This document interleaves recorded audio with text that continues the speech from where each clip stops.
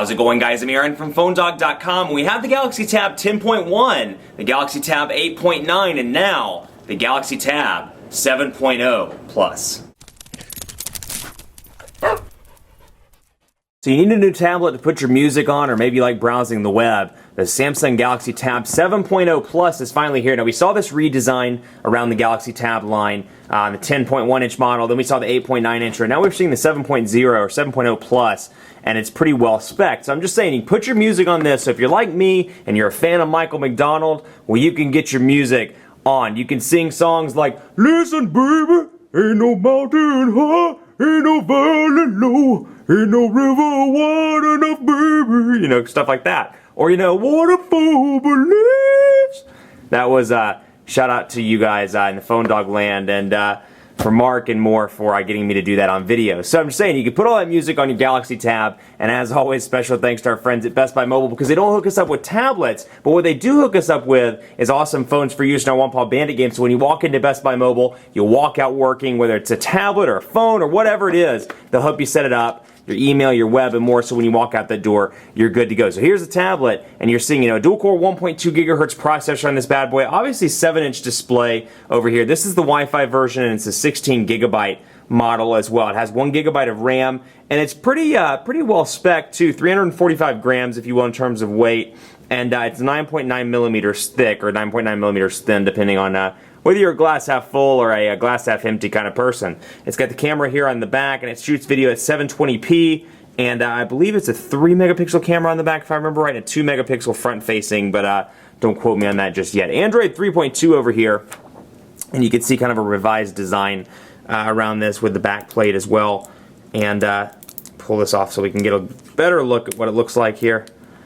And you can see, bam, there it goes. So it kind of fits right in with that design of the 10.1, or just seems a little bit more up to date, because you know you had the 10.1 and the 8.9, and then you kind of had an older design for the Galaxy Tab 7.0, the original one. So you can see overview and setup, see what's on, tap to watch, and some more instructions there. Now you get your health, safety, and warranty guide here. You get a Samsung Galaxy Tab instruction manual. You get some more stuff that you're probably never going to read, and then you get over here a US adapter. You get your AC adapter module here, which the US adapter plugs in and serves as a wall charger here with a USB cable input. It's got some headphones here with an inline mic. These are actually pretty nice headphones.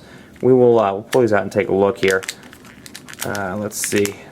It's late in the day, what can I say? Let me see if I can. That's actually a terrible excuse. I just haven't had enough caffeine today. There we go. Peel it off that way. And you can see here are our headphones. So pretty decent looking headphones to come with the package. And you know, nice in-ear mic, or nice in-ear earbuds there with an inline volume or an inline microphone, if you will. So USB cable here, and then you got some extra earbud doohickeys, so you can make your ears extra cushiony and make them really comfortable in your ears. So quite a few accessories, in all honesty, for a tablet.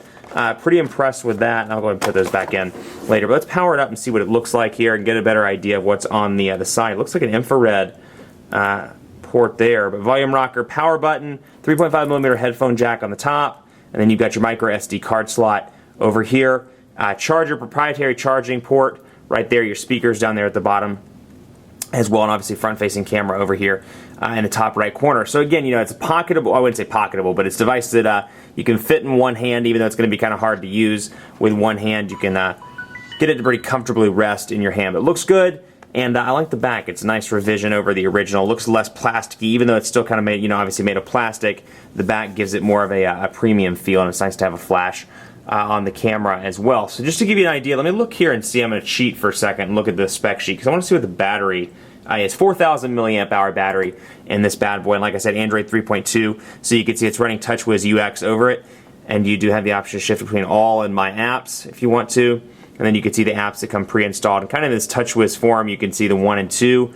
And then down here, you can see the typical TouchWiz UX enhancements. You got the clock down here, which clearly is not right. It is not 8:38 in the morning. It is 6:39 at night as I shoot this. And then you have a Wi-Fi notifications, GPS sound, auto rotation. You can turn the brightness up or down and you adjust your settings. And then you have Wi-Fi here where it tells you your connection. And then you have some information on your battery as well, and you can easily get out of that. So then you have some widgets here. Also, we can go back to the home screen and take a look, for example, at world clock. And we can bring it up. Actually, I take that back. That's not a widget. That's a little, what I like to call multitasking within a tablet, which Samsung's TouchWiz UX does a phenomenal job of this. And you can see, let's go over here, for example, and say, we're just at the blank screen. We're gonna do something else. We're gonna bring up the browser, for example.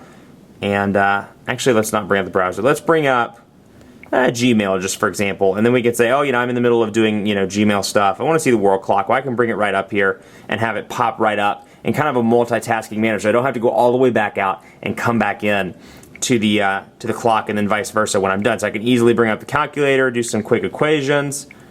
Sound like a really studious person. Do some quick equations, and I can bring up Task Manager, things like that, all from this little part down here. So it's really nice. Then of course you have your full keyboard, and you have a TouchWiz style keyboard, which you can use in portrait or in landscape mode. Although I think in this individual menu you can just use it in portrait. But you can see pretty quick, pretty easy to type on. Even with a 7-inch display, it's reasonably large enough to type pretty quickly. Old man McTweety, and I'm going to pull this away to do the password. And actually I just realized I'm not connected at all, so that's not really going to help very much. But you got your basic stuff down here, which I'll bring back up so you can see. Back home, you can see which applications are open. Gmail, I can easily get back to that. And then of course here I have my screen capture button where I can easily, well, just like it sounds, capture the screen. So if there's a picture I want to show somebody or my screen, I can easily capture and bring that right over. You have shortcuts to Google, to voice recognition, or to connection problem because I'm not connected to Wi-Fi right now, but voice recognition, and then of course typical TouchWiz stuff that you've seen in the past. And actually I'm going to go ahead and turn on Wi-Fi. We're going to get it connected to one of the networks here because I know it's going to pull it right up. And let's go into the network in my office, and we're going to put in the password. Phone dog 12345, and that's not the password. I'm sorry to burst your bubble, but that's not it. So we're gonna come back over here, and you can see we're back online, and then we can go back into Gmail if we want to, and continue along on our setup. And I'll put in that password. I feel like I'm pulling it away more than I'm actually showing it on the display, but that's okay. So there.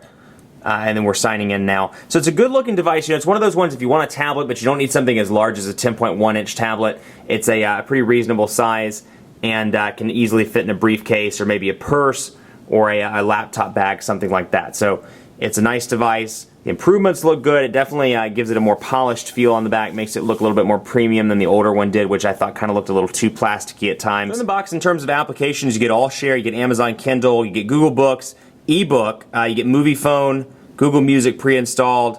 Memo, actually Music may not be pre-installed, that may be auto-downloading, I'll have to confirm that one. But anyway, Memo is part of TouchWiz Next Issue, Pen Memo, Photo Editor, Social Hub, which is a Samsung thing, Media Hub, which is also Samsung Pulse, Samsung Apps, Screensaver, Videos, and more. So quite a few Samsung applications pre-installed on this device as a result of both TouchWiz UX and the fact that obviously this is a Samsung product, but still not too bad in comparison to some of the devices we've seen in the past coming from some of the carriers where there's quite a bit of carrier installed bloatware. Most of the stuff I think you may find useful, and especially if it's any indication, little widgets like this or little multitasking things like this, it's going to be something that you use, and Samsung probably wouldn't have put it on unless they thought people were going to use it. Stuff like Media Hub, Social Hub, that stuff could come in handy at some point. Much more coverage to come on the Samsung Galaxy Tab Plus 7.0 on PhoneDog.com. Be sure to like us on Facebook, Facebook.com/PhoneDog. We're always doing contests. We're on there quite a bit.